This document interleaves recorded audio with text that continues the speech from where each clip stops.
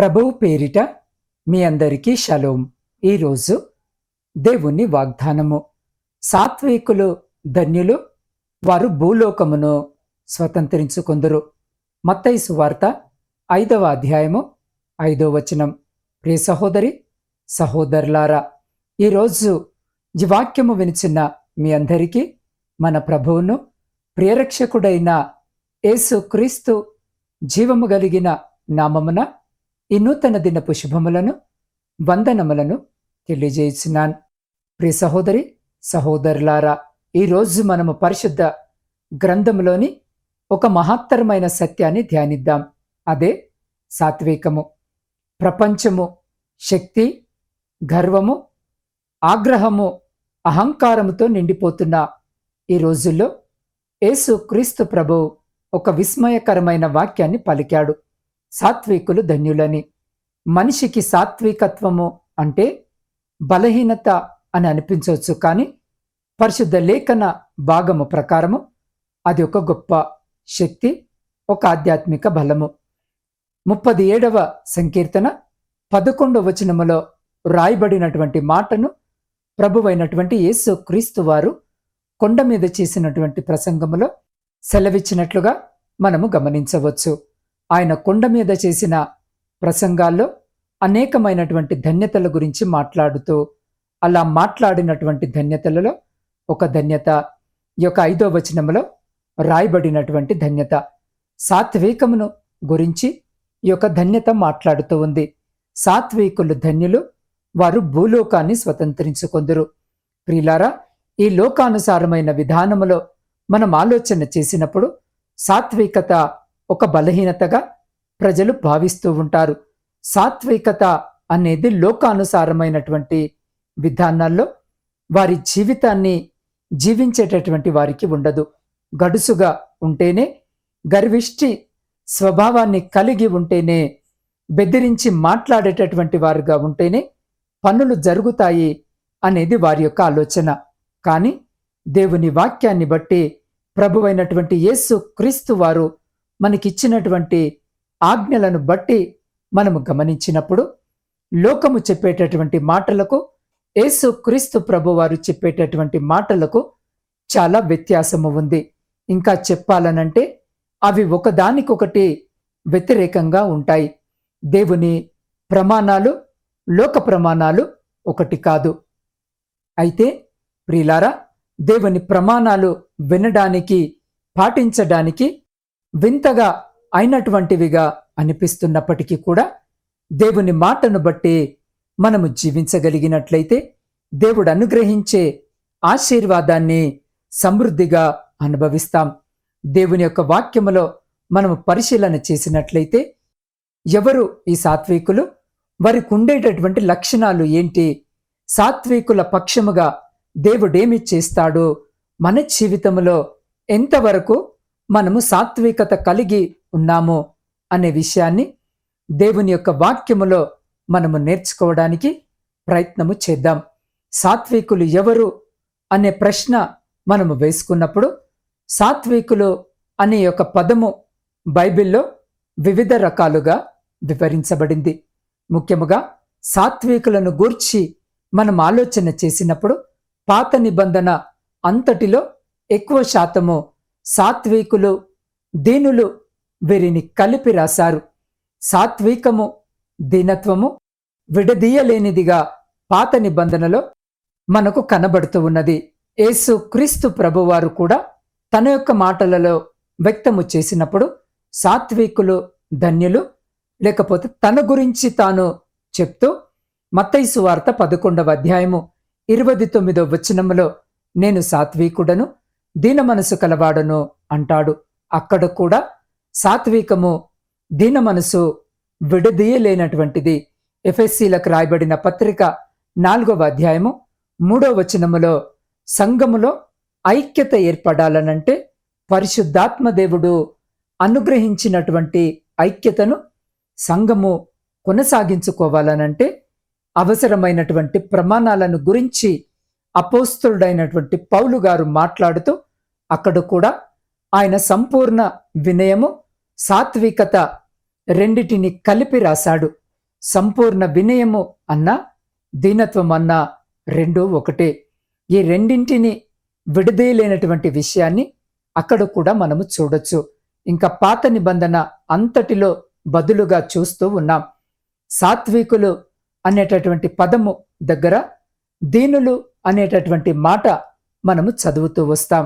37వ సంకీర్తన 11వ వచనంలో కూడా సాత్వికులు అనే దానికి బదులుగా దీనులు భూమిని స్వతంత్రించుకుంటారు అనే మాట అక్కడ మనము చూస్తాం. అది మొదటి విషయం. రెండోది, సాత్వికం అనేది మృదుత్వముతో పాటు కలిపి చెప్పబడింది. కొరింథీయులకు రాసిన 2వ పత్రిక 10వ అధ్యాయము 1వ వచనములో మృదుత్వము, సాత్వికము రెండు విషయాలు అక్కడ రాయబడ్డాయి. రెండింటిని ఒకటేసారి ఉపయోగించడం జరిగింది. తీతుకు రాయబడిన పత్రిక 3వ అధ్యాయము 2వ వచనములో కూడా దేవుని పరిచర్యలో ఉండేటటువంటి వారు సాత్వికులుగా, జగడమాడనటువంటి వారుగా ఉండాలి అంటే అది కూడా మృదుత్వానికి సూచనగా చెప్పబడుతూ ఉంది. ప్రియులారా, ఇంకా సాత్వికులు కోపిష్ఠులకు వ్యతిరేకంగా చెప్పబడ్డారు. యాకోబుకు రాసిన పత్రిక 1వ అధ్యాయము 20వ వచనము 21వ వచనాలను మనము చూసినట్లయితే నరుని కోపము దేవుని నీతిని నెరవేర్చదు. కాబట్టి సాత్వికముతో దేవుని వాక్యాన్ని అంగీకరించాలని యాకోబు భక్తుడు మాట్లాడుతూ ఉన్నాడు. అయితే అప్పుడు కోపం అనేది సాత్వికానికి వ్యతిరేకము. ఎల్లప్పుడూ కోపముగా ఉండేటటువంటి వాడికి, అసలు కోపమే రానటువంటి వానికి మధ్యలో ఉండేటటువంటి వాడే సాత్వికుడు అని అరిస్టాటిల్ తెలియజేశాడు. ప్రియులారా, 25వ సంకీర్తన 9వ వచనాన్ని మనము చూస్తే న్యాయ విధులను బట్టి ఆయన దీనులను నడిపించును, తన మార్గములను దీనులకు నేర్పును అని అక్కడ మనము చదువుతున్నాం. దీనులు అని ఉపయోగించబడింది, కానీ వాస్తవంగా సాత్వికులు. అయితే ఈ యొక్క సాత్వికులకు దేవుడు తన యొక్క మాటలను నేర్పించేటటువంటి వాడుగా ఉంటాడని, ఇంకా యోబు గ్రంథములో దీనులను ఆయన ఉన్నత స్థలములలో ఉంచుతాడని దేవుని యొక్క వాక్యములో మనము చూస్తాం. కాబట్టి దీనులను, సాత్వికులను దేవుడు ఉన్నత స్థలములో ఉంచుతాడు అనేటటువంటి మాట మనము చూస్తున్నాం. ఇప్పుడు ఒకటి అర్థము చేసుకోవాలి. మృదుత్వము అన్నా, దీనత్వం అన్నా ఇవన్నీ కూడా మెత్తని స్వభావానికి, గర్విష్ఠులకు వ్యతిరేకంగా చెప్పబడ్డాయి, లేదా గర్విష్ఠి స్వభావానికి వ్యతిరేకంగా చెప్పబడ్డాయి, గడుసుతనానికి వ్యతిరేకంగా చెప్పబడ్డాయి. అయితే మెత్తనిది, విరిగి నలిగినటువంటిది దేవునికి కావాలి. జాగ్రత్తగా ఈ మాట వినండి. విరిగి నలిగినటువంటి దానిని దేవుడు కోరుకుంటూ ఉన్నాడు. విరిగిన మనసే దేవునికి ఇష్టమైనటువంటి బలి. విరిగిన దానిని లోకము కోరదు.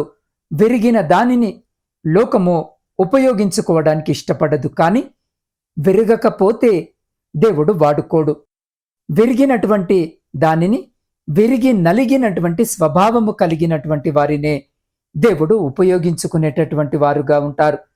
ప్రతి ఒక్కరూ కూడా తగ్గింపు స్వభావము కలిగినటువంటి వారై, దీనత్వము కలిగినటువంటి వారై, ఎవరైతే ఆత్మ విషయమై దీనులుగా ఉంటారో, అది కూడా ఆత్మ విషయమై దీనత్వము, దుఃఖపడేటటువంటి స్వభావము, సాత్వికము వరుసగా ఒకదాని తర్వాత ఒకటి రాయబడ్డాయి. కాబట్టి ప్రియ సహోదరి సహోదరులారా, ఎవరైతే దీనత్వము కలిగినటువంటి వారుగా ఉంటారో వారు మృదుత్వము కలిగి సాత్వికమైనటువంటి మాటలు మాట్లాడేటటువంటి వారుగా, సాత్వికమైనటువంటి ప్రవర్తన కనపరిచేటటువంటి వారుగా ఉంటారు. ఈ యొక్క సాత్వికమైనటువంటి ప్రవర్తన దేవుని పిల్లలుగా ఉన్నటువంటి మనకు చాలా అవసరము. ఇంకా చెప్పాలనంటే మన ప్రభువైనటువంటి యేసు క్రీస్తు ప్రభువారు కూడా సాత్వికుడై ఉన్నాడు. కాబట్టి మన జీవితాల్లో సాత్వికము కలిగి జీవించడము చాలా అవసరము. సాత్వికత ద్వారానే ఐక్యత సంఘములో కలుగుతుంది. సాత్వికము ద్వారానే దేవుని ఆశీర్వాదము మనము పొందుకునేటటువంటి వారుగా ఉంటాము. సాత్వికత ద్వారానే గొప్ప విజయము మన సొంతమవుతుంది. అంత మాత్రమే కాదు, దేవుడు మన పట్ల సాత్వికుడుగా ఉండకపోయినట్లయితే, తన సాత్వికము మన పట్ల ఆయన చూపించకపోయినట్లయితే మనమిప్పుడు నాశనమైపోయేటటువంటి వారము. అందుకే 18వ సంకీర్తన 35వ వచనములో దావీదు అంటాడు కదా, నీ సాత్వికము నన్ను గొప్ప చేసెను. ప్రియ సహోదరి సహోదరుడా, దేవుడు సాత్వికుడిగా దావీదు యొక్క జీవితంలో వ్యవహరించిన దాన్ని బట్టి దావీదు ఉన్నత స్థితికి చేరగలిగినటువంటి వాడుగా ఉన్నాడు. కాబట్టి మన యొక్క జీవితాల్లో పరిశీలన చేసుకోవాలి. దేవునికి ఉన్నటువంటి లక్షణము మనము కూడా మన జీవితంలో కలిగి ఉన్నామా? లేదా పరలోక తండ్రి పరిపూర్ణుడు గనక దేవుని పిల్లలుగా చెప్పుకుంటున్నటువంటి మనము మన జీవితాల్లో అదే విధమైనటువంటి పరిపూర్ణత వ్యక్తము చేయాలి. అందుకే మత్తయి సువార్త 5వ అధ్యాయము 38 నుండి 45 వచనాలలో యేసు క్రీస్తు ప్రభువారు సాత్వికతను గూర్చి, ఆ సాత్వికత మన జీవితాల్లో ఎలా వెల్లడి చేయబడాలో కొన్ని విషయాలు తెలియజేశాడు. ఆ మాటలు మనము గమనిద్దాం. 5వ అధ్యాయము 39వ వచనము, దుష్టుని ఎదిరింపక నీ కుడి చెంప మీద కొట్టువాని వైపునకు ఎడమ చెంప కూడా త్రిప్పుదుము. దుష్టుని ఎదిరింపక నిన్ను కుడి చెంప మీద కొట్టువాని వైపు ఎడమ చెంప కూడా త్రిప్పుము అనంటే అర్థము ఏంటి అనంటే, ఒంటి మీద ఎక్కడ కొట్టినా దెబ్బ తగులుతుంది. చెంప మీది కంటే ఇంకా ఎక్కువగా బలంగానే దెబ్బ తగులుతుంది. కానీ ఎందుకు చెంప మీద కొట్టమనేటటువంటి మాట అక్కడ రాయబడి ఉంది అనంటే, అది అవమానము. ఒక వ్యక్తిని అవమానిస్తూ ఉన్నప్పుడు మరొకసారి అవమానపరచబడటానికి వెనక్కి తీయవద్దు అనేది ఇక్కడ తెలియజేయబడుతున్నటువంటి విషయము. గౌరవము అనేది మనందరము కోరుకుంటాము. కానీ కొన్నిసార్లు ఆ గౌరవము అనేది కోల్పోవలసి వచ్చినప్పుడు, గౌరవము అనేది పొందుకోలేకపోయినప్పుడు మనం ఆ యొక్క సమయాల్లో ఆ పరిస్థితిలో ఎలా మనము వ్యవహరించాలి? అయితే సాత్వికులకున్నటువంటి మొదటి లక్షణం ఇక్కడ బయలుపరచబడుతూ ఉంది. సాత్వికులు పరువు ప్రతిష్టల కొరకై ప్రాకులాడరు. అందరూ చూస్తూ ఉండగా ఎవరైనా నేను చెంప మీద కొట్టినప్పుడు నా పరువు పోయింది, తలదించుకునే విధముగా చేశారు అని చెప్పేసి చాలా సందర్భాల్లో మనము వాపోయేటటువంటి వారముగా, బాధపడేటటువంటి వారిగా ఉంటాం. ఆ పరువును తిరిగి దక్కించుకోవడానికి ఎన్నో రీతులుగా మనము ప్రవర్తించేటటువంటి వారిగా ఉంటాము. ఇంకా ఆ సమయాల్లో అలా జరిగినప్పుడు ఆ ప్రదేశాలను విడిచిపెట్టి వెళ్ళిపోయేటటువంటి వారిగా ఉంటాము. ఆ వ్యక్తి మీద లోపల కోపము ఉంచుకునేటటువంటి వారిగా ఉంటాము. సమయము కొరకు ఎదురు చూసేటటువంటి వారిగా ఉంటూ ఉంటాము. ఇంకా చెప్పాలనంటే, ఆ యొక్క ప్రవర్తన అనేది నీకు నచ్చలేదు కాబట్టి ఆ ప్రవర్తన ద్వారా నీ హృదయము గాయపరచబడినట్లుగా, తన యొక్క పరువు నష్టపడినట్టుగా చాలా మంది బాధపడేటటువంటి వారుగా ఉంటారు. కానీ సాత్వికులు వారి యొక్క పరువు ప్రతిష్టల కొరకు ప్రాకులాడేవారిగా ఉండరు. గమనించాలి. దేవుని యందు మనము విశ్వాసం ఉంచిన తర్వాత వ్యక్తిగతంగా మన యొక్క వ్యక్తిత్వంలో వ్యక్తిగతముగా మనము చనిపోయినటువంటి వారముగా, పాపపు శరీరము విషయములో చనిపోయినటువంటి వారముగా క్రీస్తులో జీవించేటటువంటి వారిగా ఉన్నాం. కాబట్టి ప్రియ సహోదరి సహోదరుడా, మన యొక్క వ్యక్తిత్వానికి గాయము కలుగుతుంది అన్నటువంటి యోచన మన హృదయంలోనికి రాకూడదు. బైబిల్లో ఒక స్పష్టమైన ఉదాహరణ మనము చూడొచ్చు. సమూయేలు 2వ గ్రంథము 16వ అధ్యాయము 5 నుండి 12 వచనాలు చదివినట్లయితే దావీదు, షమ్మి అనేటటువంటి ఇద్దరి సంభాషణ అక్కడ మనము చూడొచ్చు. ముఖ్యముగా షమ్మి అనేటువంటి వ్యక్తి దావీదు అభిషాలోము దెబ్బకు తట్టుకోలేక ఆ ప్రాంతాన్ని విడిచిపెట్టి అరణ్యములోనికి తాను వెళ్ళిపోయినప్పుడు షమ్మి అనేటువంటి ఒక వ్యక్తి వచ్చి దావీదును నానా మాటలంటాడు. చీ పో అని తిడుతూ ఉన్నప్పుడు దావీదుకు దగ్గరగా ఉన్నటువంటి అభిషాలోము దాన్ని తట్టుకోలేకపోయాడు. అందరూ ఉన్నారు. దావీదు చుట్టూ చాలా మంది ప్రజలు ఉన్నారు. దావీదు సన్నిహితులు ఉన్నారు. దావీదు అంటే అభిమానించేటటువంటి వాళ్ళు కూడా ఉన్నారు. వారందరి మధ్య ఈ షమ్మి ఇష్టానుసారముగా దావీదు గురించి మాట్లాడుతూ ఉన్నప్పుడు అబిషాలోము తట్టుకోలేక, రాజా నాకొక మాట చెప్తే చాలు, ఆ వ్యక్తిని చంపి తన తలను తీసుకొచ్చి నీ ముందు పెడతానని దావీదుతో అంటే, దావీదు యొక్క స్పందన ఎలా ఉందంటే, అతన్ని పలకనివ్వు, అతన్ని దూషిస్తున్నాడు, అతన్ని దూషించనివ్వు, దేవుడు ఒకవేళ అతన్ని దూషించమని ఆజ్ఞాపించాడేమో, అతను అనుమతించాడేమో, దూషించనివ్వమని చెప్పేసి దావీదు ఆ దూషణకు తనను తాను అప్పగించుకున్నాడే కాని తిరిగి తాను దూషించడము కాని, తన యొక్క పరువు నష్టం అవుతుందని అతన్ని నోరు మూపించడమని కాని తాను ఏమాత్రము చెప్పలేదు. తాను వెళ్ళకపోయినా గాని తన పక్షముగా వెళ్ళి అతనితో యుద్ధము చేసి అతన్ని నోరు మూపిస్తాననేటటువంటి అబిషాలోముకు కూడా అవకాశం ఇవ్వలేదు. ప్రియ సహోదరి సహోదరుడా, ఈరోజు ఈ వాక్యము వినిచిన నీ జీవితంలో పరువు ప్రతిష్ట కాపాడుకోవాలనేటటువంటి ఆ ధోరణి నువ్వు కలిగి ఉన్నట్లయితే బహుశా నీలో సాత్వికము ఇంకా కలగలేదేమో. గమనించాలి, సాత్వికము ఎన్నడూ ఒక బలహీనత కాదు. మెడిసిన్ మనము తీసుకుంటూ ఉంటాము. మెడిసిన్ కాన్సన్ట్రేటెడ్ స్టేట్లో తీసుకున్నప్పుడు ఇబ్బందే. ఎందుకంటే అదెంత మోతాదులో అయితే తీసుకోవాలో, ఎంత పవర్లో మనము తీసుకోవాలో అంతే పవర్లో మనము ఆ మెడిసిన్ మనము తీసుకోవాలి. మన శరీరములో మనకు కలిగి ఉన్నటువంటి రోగాన్ని బట్టి ఆ రోగానికి తగినటువంటి మందు తీసుకోవాలి. కానీ తగిన దానికి మించి హై కాన్సన్ట్రేటెడ్ మెడిసిన్ మనము తీసుకున్నప్పుడు అది మెడిసిన్ అయినప్పటికీ ప్రియ సహోదరి సహోదరుడా, మన జీవితానికి హాని చేస్తుంది. మనకు గాలి అవసరమే, కానీ అది విపరీతమైనటువంటి వేగముతో ఆ గాలి వచ్చినప్పుడు దాన్ని మనము తట్టుకోలేము, మనము బ్రతకలేనటువంటి వారంగా కూడా ఉంటాము. ఈ రీతిగా ప్రతి ఒక్కటి కూడా తగినటువంటి సమయోచితమైనటువంటి విధానములో వినియోగించబడాలి. సాత్వికులు వారు కలిగి ఉన్నటువంటి వనరులను తగినటువంటి సమయోచితమైనటువంటి జ్ఞానముతో ఉపయోగించుకునేటటువంటి వారుగా ఉంటారు. కాబట్టి పరువు ప్రతిష్టల కొరకు ఈ యొక్క సాత్వికులు పోరాడరు, ప్రాకులాడరు. దావీదు తన జీవితము ద్వారా దాన్ని స్పష్టము చేసినటువంటి వాడుగా ఉన్నాడు. తనేమాత్రము తన పరువును కాపాడుకోవడానికి, తనేమాత్రము మంచివాడునని చెప్పుకోవడానికి, అవతల వ్యక్తి తనకు వ్యతిరేకంగా మాట్లాడుతున్నటువంటి వ్యక్తి యొక్క నోరు మూపించడానికి ప్రయత్నము చేయలేదు. కానీ దేవునికి విడిచిపెట్టినటువంటి వాడుగా ఉన్నాడు.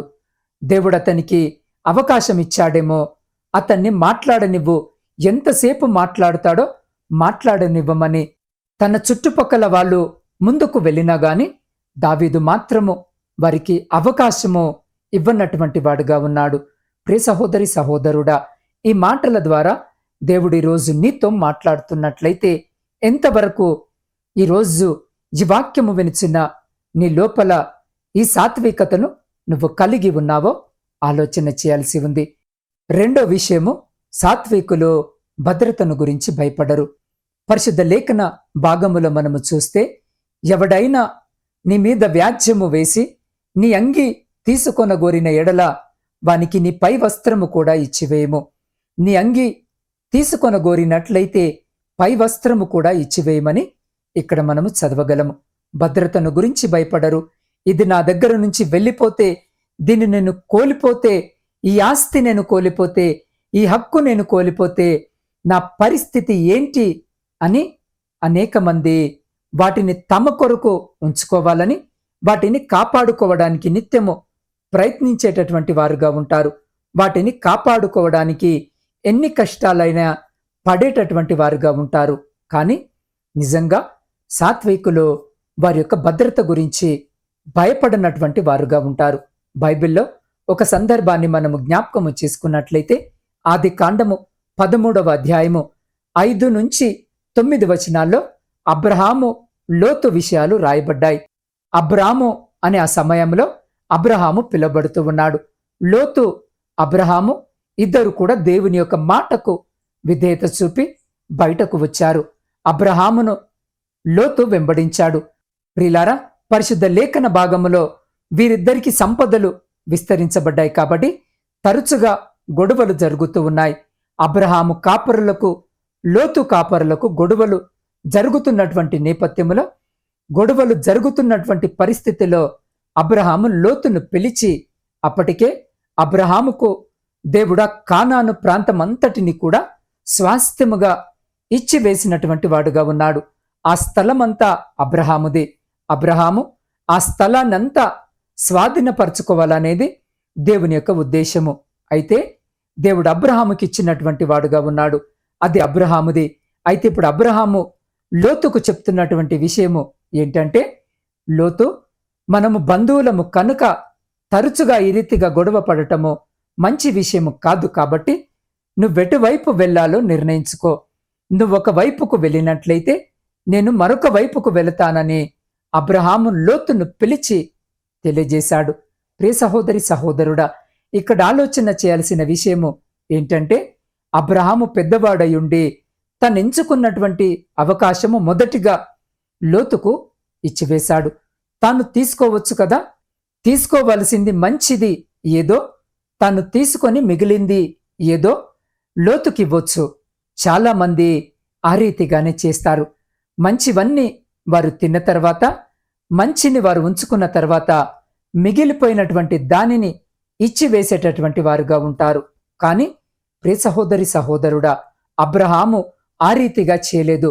ఎందుకు చాలామంది మంచివి వారి కొరకు ఉంచుకొని మిగిలినటువంటి వాటిని పక్క వాళ్లకు ఇచ్చేస్తారనంటే, భద్రత గూర్చినటువంటి భయము వాళ్ళకుంటుంది. ఈ మంచివి కూడా వారు తీసుకొని వెళ్ళిపోతే నేను ఉత్తవాడినే అవుతానేమో, ఉన్నటువంటి వాటిలో మంచి వాటిని వారు తీసుకొని వెళితే నాకేమీ లేకుండా పోతుందేమో అనేటటువంటి భయము వారిలో ఉంటుంది. కాబట్టి కొంత వారి కొరకు దాచుకున్నటువంటి తర్వాత మిగిలిన దాన్ని ఇచ్చివేసేటటువంటి వారుగా ఉంటారు. కానీ సాత్వికులకు ఉండవలసినటువంటి లక్షణము ఇక్కడ అంటున్నాడు, ఒకడు నీ వస్త్రాన్ని, నీ యొక్క అంగీని తీసుకొనగోరిన ఎడల పై వస్త్రము కూడా ఇచ్చివేయమంటున్నాడు. ఏమీ దాచుకోవద్దు, నీ కొరకు ఉంచుకోవలసినటువంటి ఉద్దేశము వద్దని యేసు క్రీస్తు ప్రభు వారి యొక్క మాటల్లో తెలియజేస్తున్నాడు. కాబట్టి ప్రియ సహోదరి సహోదరుడా, అబ్రహాము మంచి స్థలాన్ని లోతు తీసుకున్నట్లయితే నా స్థితిగతులు ఏంటి అని అబ్రహాము అనుకొనలేదు. కానీ అబ్రహాము మొదటి అవకాశము లోతుకు ఇచ్చి తాను తన యొక్క సాత్వికతను వ్యక్తపరిచినటువంటి వాడుగా ఉన్నాడు. తద్వారా జరిగిందేంటో తెలుసా? లోతు తనకు కావలసినటువంటి సొదొమ గొమొర్ర ప్రాంతాలను ఎంచుకొని వెళ్ళిపోగా దేవుడు అబ్రహామునకు మరి శ్రేష్టమైనటువంటి ఆశీర్వాదాన్ని ఇచ్చి ముందుకు నడిపించినటువంటి వాడుగా ఉన్నాడు. ప్రియ సహోదరి సహోదరుడా, ఈరోజు జీవాక్యము వినుచున్న నీవు సాత్వికముగా జీవించినందుకు ఏమాత్రము నష్టపోవు, సరికదా? అంతకంతకు దేవుడు నిన్ను ఆశీర్వదించేటటువంటి వాడుగా ఉంటాడు. ఇంకో సందర్భాన్ని మనం ఆలోచన చేసినట్లయితే, ఫిలిప్పీలకు రాయబడినటువంటి పత్రిక 1వ అధ్యాయము 12వ వచనములో పౌలు గారు చెరసాలలో ఉన్నప్పుడు అనేక మంది పౌలు గారి యొక్క పేరును చెడగొట్టడానికి ప్రయత్నము చేశారు. కక్ష చేత సువార్త ప్రకటించేటటువంటి వారుగా ఉన్నారు.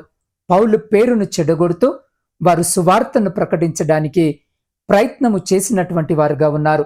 తన పేరు చెడిపోతుంది, తనకు పరువు నష్టము కలుగుతుందని తనను తాను భద్రపరచుకొనడానికి, వారిని ఆపివేయమని మాట్లాడడానికి పౌలు ప్రయత్నించలేదు. కానీ ఒక విషయాన్ని బట్టి పౌలు సంతోషించాడు. ఎటువంటి కక్ష చేత గాని మిష చేత గాని దేవుని యొక్క వాక్యము ప్రకటించబడుతూ ఉన్నది, దేవుని మాటలు అనేకులు వెల్లడి చేయబడుతూ ఉన్నాయి అని దానిని బట్టి ఆయన సంతోషించినటువంటి వాడుగా ఉన్నాడు. అయితే మూడో విషయము, ప్రతికారము చేయక ప్రభువుకి అప్పగించుకుంటారు. సాత్వికులు ప్రతికారము చేయక ప్రభువుకు అప్పగించుకునేటటువంటి వారుగా ఉంటారు. దావీదు సౌలుకున్నటువంటి పోరాటాలు తెలిసినవే. సమూయేలు మొదటి గ్రంథము 24వ అధ్యాయము 5-6 వచనాల్లో ఒక సందర్భాన్ని చూస్తాం. బహుకాలము యుద్ధాలు జరిగాయి. దావీదు కుటుంబానికి, సౌలు కుటుంబానికి సౌలు దావీదు మీద అసూయను పెంచుకొని కనబడిన చోటెల్లా దావీదును తరుముతూ వచ్చాడు. తానలా తరుముతూ వచ్చినప్పుడు వీళ్ళిద్దరూ ఒక ప్రాంతంలో కలుసుకున్నారు. దావీదు ఉన్నటువంటి గుహలోనికి సౌలు పని మీద లోపలికి వెళ్ళాడు. దావీదు ఆ గుహలో ఉన్నాడు అన్నటువంటి సంగతి సౌలుకు తెలియదు. కాని సౌలు ఆ గుహలోనికి వచ్చిన సంగతి దావీదు గుర్తించి తనను చంపడానికి సౌలు వచ్చాడని, కాని తన చేతిలోనికి దేవుడు సౌలును అప్పగించినప్పటికీ కూడా సౌలును చంపడానికి దావీదు తెగించక, సౌలు, ఇదిగో నీవు నా చేతిలో చిక్కావు, కాని నిన్ను చంపలేదని తెలియజేయడానికి సౌలు యొక్క వస్త్రపు చెంగును మాత్రము కత్తిరించి తన దగ్గర ఉంచుకున్నటువంటి వాడుగా ఉన్నాడు. చుట్టుపక్కల ఉన్నటువంటి వారందరూ అదే రీతిగా దావీదును ప్రేరేపించారు. నీకు అవకాశము దొరికింది, నీ శత్రువు నీ చేతికి చిక్కాడు, నీ యొక్క కోరిక తీర్చుకోమన్నట్లుగా మాట్లాడినప్పటికీ కూడా, ప్రియ సహోదరి సహోదరుడా, యెహోవా అభిషేకించినటువంటి వాడిగా నేను చంపను, తన యొక్క పాపాన్ని బట్టి తానే తగినటువంటి కాలములో మరణమవుతాడు అన్న విధానములో దావీదు యొక్క ప్రవర్తన ఉన్నది. ప్రియ సహోదరి సహోదరుడా, ఈరోజు ఈ వాక్యము వినుచున్న నీవు నిజముగా సాత్వికుడవైతే ప్రతీకారము చేయక ప్రభు కొరకు నిన్ను నీవు అప్పగించుకునేటటువంటి వ్యక్తివిగా ఉంటావు. ప్రభువే చూసుకుంటాడులే అన్న ఉద్దేశము దావీదులో కనబడింది. కాని ఇన్నాళ్ళు నన్ను తరిమినందుకు దేవుడు నిన్ను నాకు పట్టించాడు కాబట్టి నీ అంతు తెలుస్తానన్నటువంటి ఉద్దేశము దావీదులో ఏమాత్రము కనబడలేదు. ప్రియ సహోదరి సహోదరుడా, సాత్వికులు తమను బాధ పెట్టినందుకు వారికి బలముతో సమాధానము చెప్పరు.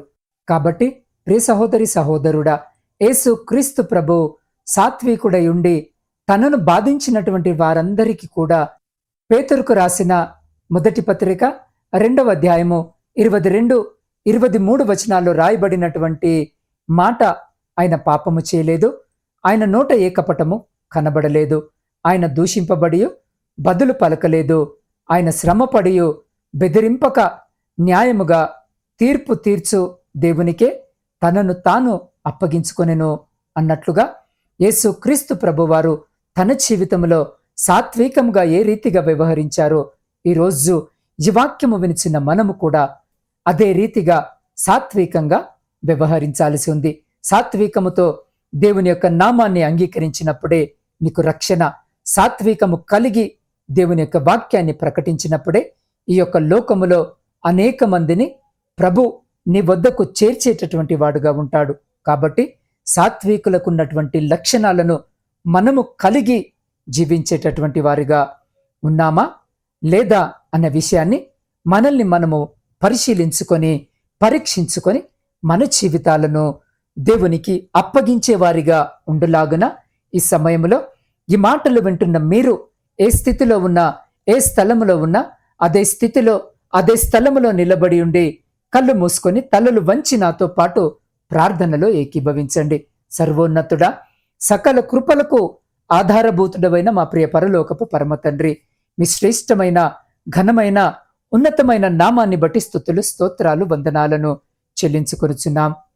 దేవా, అద్భుతమైన రీతిగా ఈరోజు మీరు మాతో మాట్లాడి మా హృదయాలను తృప్తిపరిచిన మీ గొప్ప ప్రేమను బట్టి మీకే కృతజ్ఞత వందనాలను చెల్లించుకొనుచున్నాం. దేవా, సాత్వికులముగా మేము జీవించినట్లుగా నీ కృప చూపమని ప్రార్థిస్తున్నాం. మా జీవితంలో ప్రభు, మేము మీ మీద ఆధారపడి నీవు మాకు తెలియజేసినటువంటి పద్ధతుల ప్రకారము జీవించి నిన్ను మహిమపరచునట్లు నీ కృప చూపమని ప్రార్థిస్తున్నాం. సాత్వికులు భూలోకాన్ని స్వతంత్రించుకుంటారని వాక్యము సెలవిచ్చిన ప్రకారము అట్టి ఆశీర్వాదము మాలో ప్రతి బిడ్డకు ఈరోజు దయచేయమని నీ పాద సన్నిధిలో వేడుకొనుచున్నాం. దేవా, ఈరోజు జన్మదిన వివాహ వార్షికోత్సవాలు జరుపుకొంచున్న ప్రతి బిడ్డ కొరకు కూడా ప్రార్థిస్తున్నాను. ప్రతి బిడ్డను కూడా జ్ఞాపకం చేసుకుని మీ నూతన దయా కిరీటం చేత ఆశీర్వదించి రాబోయే కాలమంతా కూడా సంతోషకరమైన కుటుంబ జీవితమును బిడ్డలకు దయచేయమని వేడుకొనుచున్నాం. ప్రపంచంలో శాంతిని సమాధానాన్ని దయచేయండి. విడిపోయిన విచ్ఛిన్నమైన ప్రతి కుటుంబాన్ని తిరిగి కట్టుమని వేడుకొనుచున్నా. ప్రాముఖ్యంగా నా ఆత్మీయ కుటుంబ సభ్యులందరి కొరకును ప్రత్యేకంగా ప్రార్థిస్తున్నాను. ప్రతి బిడ్డని జ్ఞాపకము చేసుకోండి. ఈ బిడ్డ, ఈ అక్కర, ఈ అవసరత చేత మీ వైపు చూస్తూ వారి ప్రార్థన విజ్ఞాపనలు మీ పాద సన్నిధిలో పెట్టుచున్నారు. ఆకాశమందు ఆసీనుడవైన గొప్ప తండ్రి, వారి ప్రతి ప్రార్థనకు జవాబును దయచేసి అయా వారి జీవితాల్లో ఉన్న ప్రతి కొదువను తీసివేసి మీ ఆకాశపు వాక్యాలను విప్పి మీ సమృద్ధికరమైన దీవెన ఆశీర్వాదాల చేత బిడ్డల జీవితాలను, కుటుంబాలను దీవించి ఆశీర్వదించి తృప్తిపరిచి మీ కృపలో భద్రపరుచుకుని ముందుకు నడిపించమని సమస్త స్తుతి, ఘనత, మహిమ మీకే చెల్లించు మా రక్షకుడును మీ ప్రియకుమారుడైన యేసు క్రీస్తు మహిమ కలిగిన నామమున ప్రార్థించి స్తుతించి అడిగి పొందుకొని ఉన్నాము తండ్రి. ఆమేన్.